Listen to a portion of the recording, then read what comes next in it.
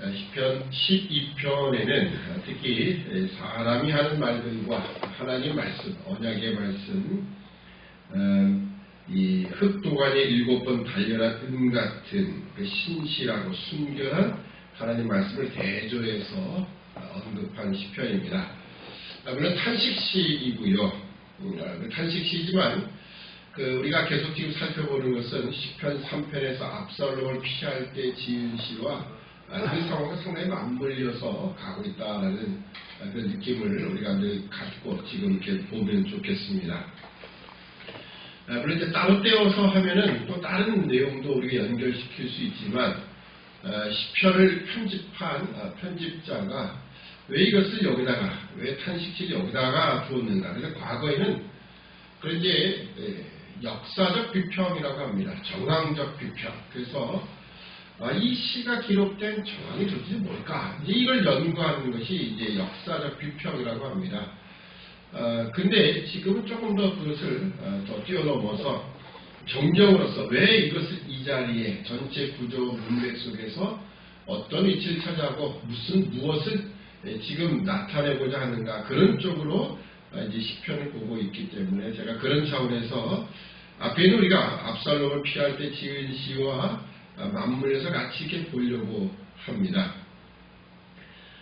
우리가 압살롬이 이미 죽은 것은 알고 있고요. 그래서 압살롬의 죽음에 대해서 상당히 슬퍼하며 애도했다라는 그 시도 앞에 있었지만 어떻게 보면 상당히 차분하고 오히려 하나님의 말씀대로 모든 것이 이루어졌다. 어떻게 보면 다윗에게 향한 하나님의 언약의 말씀이 그대로 이루어졌다라는 것이죠.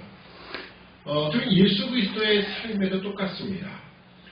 특히 마태복음은 예수 그리스도의 그 모든 태어나시고 그리고 활동하시고 마지막 죽으심에 대해서 항상 마태복음은 구약 성경 말씀에 어떤 부분이 성취되었는가를 보여주고 있고요. 요한복음도 그렇습니다. 요한복음도 하나님의 뜻을 어떻게 이루셨는가 라는 쪽에 초점을 맞춰서 예수 그리스도의 일생을 그리고 있다는 거예요. 그런 차원에서 보면 다윗이 비록 피난을 가는, 자기 아들에게 배반을 당하고 반란을 일으킨 그 아들에게 쫓겨서 그런 삶을 살고 있지만, 그 고난 가운데 있지만 하나님의 언약을 언제나 신실하시다. 그리고 그것이 그대로 이루어졌다는 것을 지금 시편을 통해서 우리에게 보여주는 겁니다. 자, 우선 1절로부터 이 4절까지는 특히 악인의 말로 인한 시인, 이 다윗의 탄원을 이렇게 보여주고 있습니다. 여호와여 도우소서, 경건한 자가 끊어지며 충실한 자가 인생 중에 없어지로소이다. 여기 경건한 자라고 하는 것은, 경건하다라는 것은 보통 하나님을 두려워한다라는 의미로 우리가 보면 가장 좀 이해가 쉬울 겁니다. 하나님을 두려워하는 자, 하나님을 두려워하는 자가 끊어지고 충실한 자는 하나님의 언약의 말씀에 신실한 자, 그러니까 하나님 말씀을 믿고 그리고 그것을 따라가는 자, 순종도 되겠지만 순종이라기보다는 그 언약의 신실함을 그대로 가지고 가는 자예요. 오늘 같으면 이런 것을 표현할 수 있겠죠. 우리는 영원한 천국을 바라보며 그 천국이 있음을 믿고 살아가는 자입니다. 그게 하나님의 약속이고요. 이 부분에 대한 신실함을 가지고 간다. 그런 의미로 우리가 보면 좋을 것 같습니다. 자, 이처럼 여호와여 도우소서, 경건한 자가 끊어지며 충실한 자가 인생 중에 없어지로소이다. 이런 하나님을 두려워하며 그리고 하나님의 언약에 신실한 자들이 없어지고 있다는 거예요. 특히 여기 인생이라는 말이 1절에도 등장하고 마지막 8절에도 인생이 등장합니다. 근데 이 인생이라는 말이요, 히브리어는 뺀입니다. 뺀이라는 단어는 보통 아들, 후손 이렇게 이제 번역을 하게 되고요. 아들이다. 누구의 아들이다라고 할 때 보통 이제 사람이 붙으면 아들이 이렇게 되는 거거든요. 이 뺀이 그냥 이렇게 독립적으로 어떤 사람과 연관해서 누구의 아들 이렇게 표현이 안 됐을 때에는 그냥 이렇게 아담의 아들들, 결국 인류의 후손이죠. 인생이라고 번역한 의미가 바로 그것 때문입니다.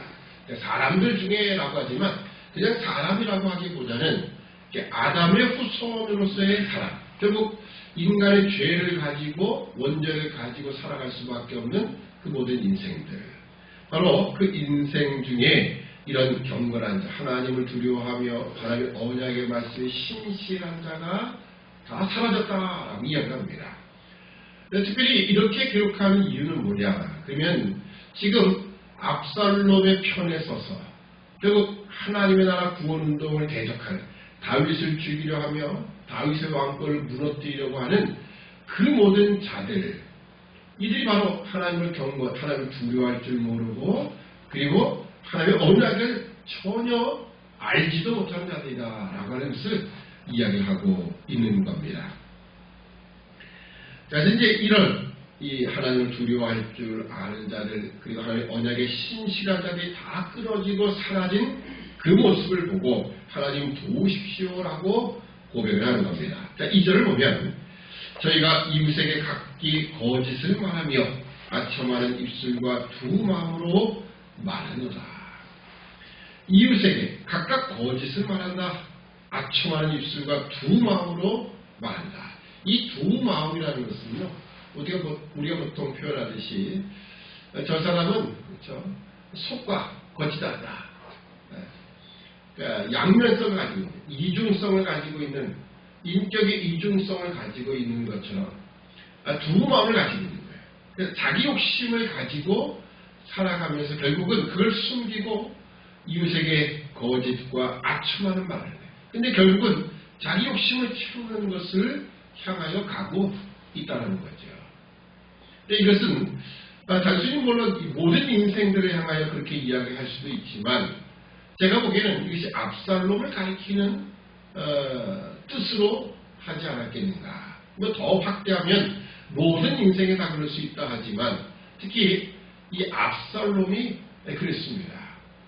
근데 구태여 꼭 꼬집어서 내 아들 이렇게 표현을 안 한 이유는 보통 시가 가지는 그런 신 함축된 의미, 그리고 또 뭔가 이렇게 딱 읽어서 듣지 이렇게 딱 알아들 수 없는 그런 언어를 많이 쓰기 때문에, 그래서 저렇게 뺀이라는 단어를, 아들이라는 단어를 그렇게 내 아들 이렇게 표현을 안 하고 그냥 아들 뺀이라 이렇게 쓰는 건 아닌가라는 추측을 해봅니다. 왜냐하면 압살롬이 그랬죠. 그가 결국 이제 다윗왕을 만나게 됩니다. 그리고 나서 그가 했던 일이 뭐였습니까? 성읍 가운데 가가지고요, 성문에 앉아가지고서는 다윗왕에게 재판을 받으러 오는 사람들을 다윗이 당신을 위해서 재판하는 사람을 세운 적이 없다. 나한테 말하라. 하고 성경에 뭐라고 기록하냐면 백성의 마음을 도적질했다라고 이야기합니다. 그러니까 압살롬이 어떤 내용으로 백성의 마음을 도둑질했는지는 아무도 모릅니다. 성경은 그 내용 자체를 기록하고 있지는 않아요. 근데 우리 시편을 보면서 이렇게 좀 확인해 볼 수 있는 것은 그가 백성들, 특히 시편 4편에 나왔던 거예요. 그러니까 거기서 나오는 사람들이라는 것이 고관들입니다. 고관들, 높은 사람들을 특히 매수하는 것처럼 그렇게 해서 결국은 자신의 편을 만들었다라고 하는 겁니다. 그런 면에서 보면 이 압살롬이 성문 앞에 앉아가지고 많은 사람들을 아첨하는 말로, 거짓으로 그가 백성의 마음을 다 도둑질해서 결국은 하나님의 언약으로부터 그리고 하나님을 두려운 마음부터 다 물러가게 떨어지게 만들었다라고 하는 겁니다. 그러니 그들이 하나님을 두려워하지 않고 하나님의 언약의 말씀을 그들이 기억지 않기 때문에 다윗을 대적해서 압살롬을 따라서 반역을 일으키는 것이죠. 그런 모습이 아마도 여기 안에 본문 안에 녹아들어져 있는, 그렇게 시로 기록하지 않았는가 저렇게 또 해봅니다. 근데 그건 아니고도 전체 인생을 향하여 이야기해도 사실은 문제는 없고요. 전에는 제가 이것을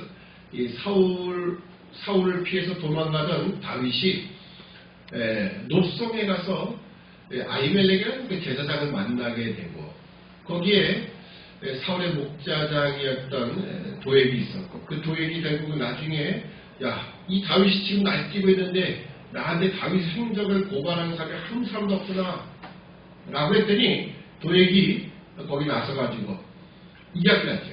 그래서 결국은 물론 사실을 이야기했던 것 뿐이지만 그 안에는 자기 자신이 아첨하고 높아지려고 하는 욕심이 분명히 있었지요.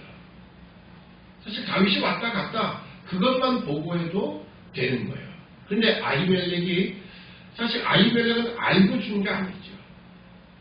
진설병도 줬고요. 다윗 골리앗의 칼까지 주었던 역사적 사건이 있었습니다. 근데 도액은 이것을 다 그냥 이야기하는 거예요. 뭐 사실 그대로라기보다는 좀 과장한 거죠. 골리앗의 칼을 준 것이 뭐 다윗을 하여금 뭐 사울을 죽이게 하기 위해서 다른 어떤 전쟁의 목적으로 준 건 아니죠. 지금 왕의 명령이 너무 급해서 내가 칼도 못 갖고 왔다. 여기 혹시 칼 없습니까? 라고 해서 물어본 거였고, 거기에 아히멜렉은 그냥 여기 골리앗 칼밖에 없는데 이걸도 가져가겠느냐? 이래서 준 것뿐이거든요. 결국 이 일 때문에 도액 한 사람의 말로 인하여 어떻게 보면 사울에게 아첨하고 자기가 인정받고 높아지려는 마음 때문에 결국은 아히멜렉을 비롯한 높성의 제사장 85명이 죽습니다. 많은 처자도 죽었고요. 그런 것을 보면 지금 모든 인생들이라는 말도 같은 겁니다. 결국 하나님을 두려워함과 그리고 하나님 언약에 신실하지 않을 때는요, 결국 이웃에게 거짓을 말하며 그리고 아첨하는 말들, 이 모든 것이 우리 인생 속에 나올 수밖에 없다라는 겁니다. 자, 그런데 3절을 보면 여호와께서 모든 아첨하는 입술과 자랑하는 혀를 끊으시리니 저희가 말하기를 우리의 혀로 이길지라 우리 입술은 우리 것이니 우리를 주관할 자 누구리요 하리로다. 하나님이 그 모든 아첨하는 입술과 자랑하는 혀를 끊으시겠다. 왜 그러냐? 그들은요, 이 입은 내 거야. 내가 뭐 말하고 싶은 대로 하는 거지. 이렇게 얘기한다는 거예요. 그런 생각들, 이 모든 것을 하나님이 심판하신다라는 겁니다. 오늘날 우리가 참 이 세상이 많이 발전해서 SNS를 통해서 사실 자기가 하고 싶은 말들을 다 하는 세상이 되어버렸습니다. 제가 또 읽고 있는 책 하나가 뭐냐면 포노사피엔스라는 책입니다. 포노사피엔스. 책 제목이 이게 참 특이하다. 그래서 제가 왜냐면 전에 제가 코로나 사피엔스라는 말을 그 책을 한번 사서 봐서 말씀드렸지 않습니까? 포노사피엔스. 왜 그래가 핸드폰 그 책 그림이 뭐가 있냐면 스마트폰 안에 강보에 쌓인 아기의 사진이 이렇게 들어있는 그런 책 표지였어요. 이게 뭐냐? 그러니까 오늘날 이 시대는요, 스마트폰 시대죠. 스마트폰이 신인류를 만들었다는 거예요. 코로나 사피엔스는 코로나로 인하여 새로운 인류가 분명히 나오는 거다라는 그런 의미의 책이었고요. 이건 스마트폰 때문에 신인류가 만들어지고 있다. 그런 뜻입니다. 이 스마트폰, 결국 인터넷이라든지 SNS 상에서 말들이 오갈 때요, 너무 말들이 어떻게 보면 자기 감정을 너무 극하게 표현할 때가 많아요. 이게 문자라는 게 그렇습니다. 그러니까 문자는 상당히 조심할 필요가 있는 그런 수단입니다. 왜냐하면 거기에 감정을 다 실을 수가 없어요. 그러니까는 그 문자를 읽는 사람의 대상, 그 상대방이 가지고 있는 감정에 의해서 그 문자를 해석할 수밖에 없습니다. 그러니까 내가 기분이 나쁘면 똑같은 말이라도 나한테 기분 나쁜 말을 하래 이렇게 되는 겁니다. 내가 기분 좋을 때는 똑같은 말에도 그냥 넘어갈 수 있는 말, 그렇게 되는 거죠. SNS는 참 위험한 건데요. 나중에 포노사피엔스는 좀 더 말씀을 좀 드리도록 하고, 여기 참 하나님은 이 아첨하는 입술, 거짓말하는 모든 것들, 또 자랑하는 말들, 이 모든 혀를 다 끊으시겠다라고 하십니다. 자, 이제 5절부터 마지막 8절까지는 이제 하나님의 언약에 관한 말씀을 하십니다. 자, 이 5절을 보면 여호와의 말씀에 가려는 자의 눌림과 궁핍한 자의 탄식을 인하여 내가 이제 일어나 저를 그 원하는 안전지대에 두리라 하시더라. 하나님 고난당한 날, 지금 모든 어려움을 당하는 자들, 하나님 말씀, 그 언약의 말씀에 근거하여 내가 그를 안전지대에 두겠다라고 하십니다. 지금 사람의 말을 따라서 가는 압살롬, 그 모든 백성들, 다윗을 죽이려 하지만 하나님은 그 언약을 통하여 다윗을 안전한 곳에 두시겠다. 결국 다윗이 안전하게 된 모든 상황도 보면 말 때문이었지요. 아히도벨은 아주 훌륭한, 그 하나님께 받아 물어받은 말씀과 똑같았다라고 하는 지혜로운 결정을 했어요. 저한테 군사 12,000명만 주십시오. 그럼 제가 오늘 밤에 당장 다윗의 그 숨어있는 곳을 급습하여, 그러면 모든 사람 다 놀라서 도망갈 것이고 다윗만 잡아서 죽이겠습니다.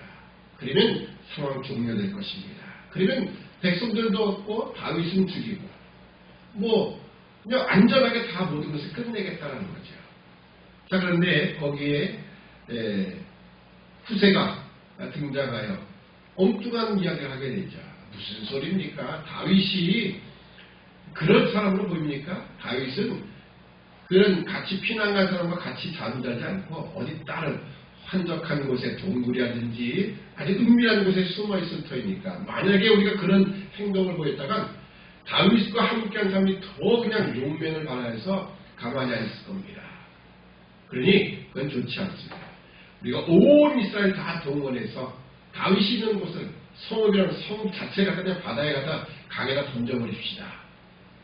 이렇게 이야기를 하니까 그 말에 다 넘어가고 있죠. 그러니까 어떻게 보면 하나님은요, 말로 시작된 그 모든 반역의 행위들을 하나님이 말로 다 끝내십니다. 하나님은 언약에 신실하시기 때문에 이제 그 모든 궁핍한 자의 탄식을 인하여 하나님이 안전지대에 두시겠다라고 말씀합니다. 자, 그래서 6절에 여호와의 말씀은 순결하며 박도간에 7번 단련한 은 같도다. 여기는 불순물이 전혀 들어가 있지 않아요. 하나님의 말씀, 그 언약이에요. 사람은 아첨하고 자랑하고 결국 누군가 거짓을 통하여 속여서 내 욕심을 채우려고 하는 거예요. 아첨도 마찬가지 이야기죠. 그러나 하나님의 말씀은 하나님 사실은 특별히 인생 가운데 내가 하나님의 하나님의 거짓을 통해서 뭔가 다른 걸 만드실 이유가 없지. 온 천하 만물의 주인이시고 모든 게 창조주신데 하나님이 거짓이나 다른 걸 통해서, 아첨을 통해서 다른 이득을 얻을 이유가 무엇이겠습니까? 하나님의 말씀은 마치 여기에 7번 단련한 은과 같이 순결하다. 거기에 무슨 사람이 가지는 것처럼 욕심이나 어떤 다른 것들도 들어있지 않다. 그 하나님의 언약인 겁니다. 이것이 사람의 말과 대조돼서 나타나는 거죠. 그러니까 하나님의 언약, 이 다윗은 그것을 지금 믿고 있는 겁니다. 나를 향한 하나님의 그 언약의 말씀, 이것은 절대 사람이 가지는 욕심이라든지 다른 불순물이 전혀 들어가 있지 않은, 그래서 이것은 반드시 이루어진다. 그러니까 이제 와서 보니까 그것이 다 그대로 이루어지는 거죠. 자, 마지막 7절 8절 보면 사실 7절 8절은 하나의 문장으로 연결해야 맞습니다. 이거 그냥 놔두면 7절 여호와여 저희를 지켜서 이스로부터 영영토록 보존하시리다. 보통 탄식시 끝이 다 이렇게 돼 있지요. 근데 8절이 뭐라고 했냐면 비루함이 인생 중에 높아지는데 악인이 첫째 횡행하는다. 마치 더 불안한 모습으로 끝나는 것처럼 느껴지지 않습니까? 근데 원래 이게 8절 앞에는요, 비록 뭐뭐이지만 이렇게 붙여야 맞습니다. 비록 비루함이 인생 중에 높아지는데, 비루함이라는 것은요, 무가치하다, 무가치하고 탐욕이다, 이런 의미로 해석하시면 됩니다.